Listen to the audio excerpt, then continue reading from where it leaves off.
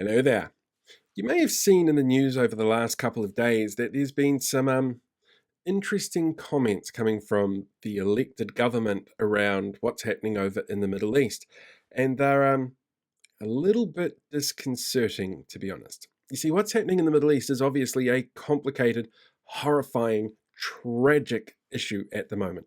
And I know that I am not the person to be able to talk about this. I'm not qualified in it. I don't have the experience in it. I'm not knowledgeable enough in the nuances of everything that's going on that's led up to this.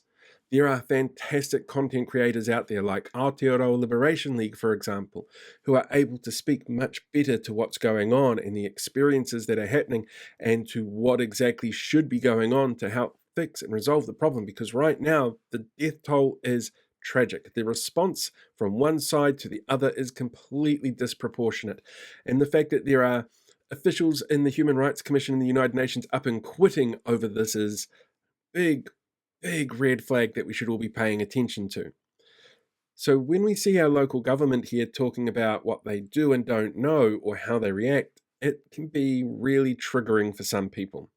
And we saw in the news yesterday morning, Christopher Bishop's been pulled up by Christopher Luxon about comments that he made online about Hamas and how strongly worded it was. And Christopher Luxon has apparently had strong words to Mr. Bishop.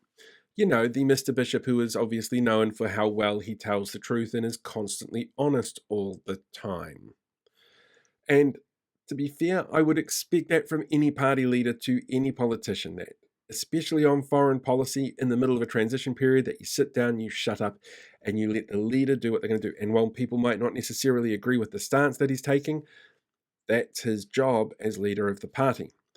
What's more concerning, though, for me, from a local news perspective, is the fact that Christopher Luxon says he's seen nothing that indicates war crimes having happened over in that conflict.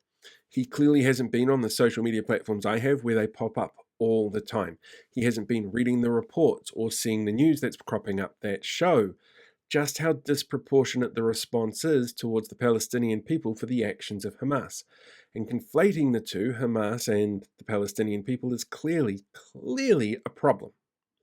But what's really worrying here as well is the fact that as Prime Minister-elect, in fact, even as leader of the opposition, Christopher Luxon gets daily updates from our security services about things that are happening internationally and nationally that he needs to be aware of.